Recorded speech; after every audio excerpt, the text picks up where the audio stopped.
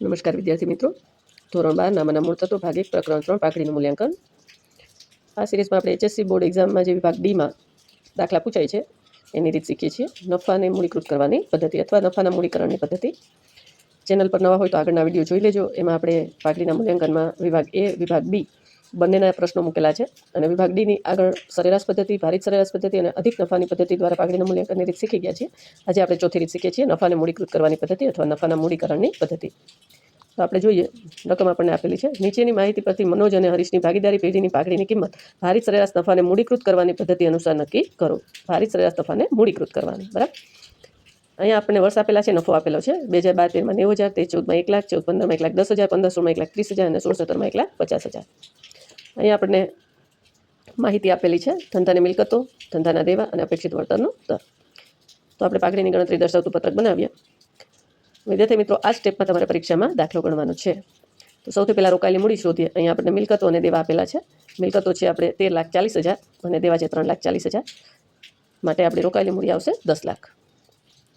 અપેક્ષિત વળતરનો દર આપણને રકમમાં જ આપેલો હોય 10%.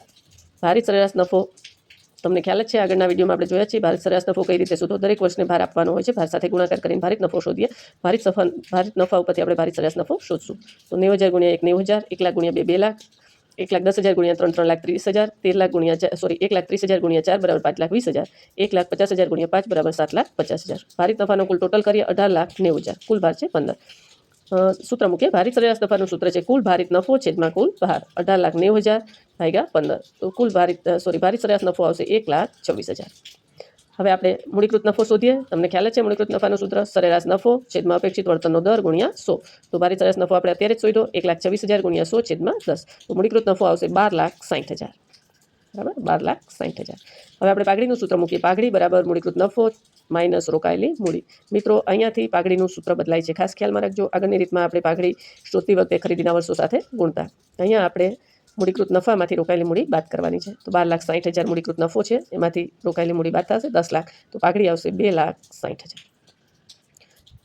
તો વિદ્યાર્થી મિત્રો, આ છે નફાને મૂડીકૃત કરવાની પદ્ધતિ. આપણે આગળના દાખલામાં પ્રેક્ટિસ હજી કરીએ છીએ. આ વિડીયોમાં આ દાખલાની પ્રેક્ટિસ કરી છે. ચેનલ પર નવા હોય તો સબસ્ક્રાઇબ કરી દેજો. આગળના વિડીયો જોઈ લેજો. ભાગીદારી વિષય પ્રવેશ અને બીજું ચેપ્ટર છે પાઘડીનું. આ પૂરું થાય પછી આપણે પુનર્ગઠન શરૂ કરશું. વિડીયોને લાઇક કરજો. તમારા 12મા ધોરણના વિદ્યાર્થીઓ સાથે વધુમાં વધુ શેર કરજો.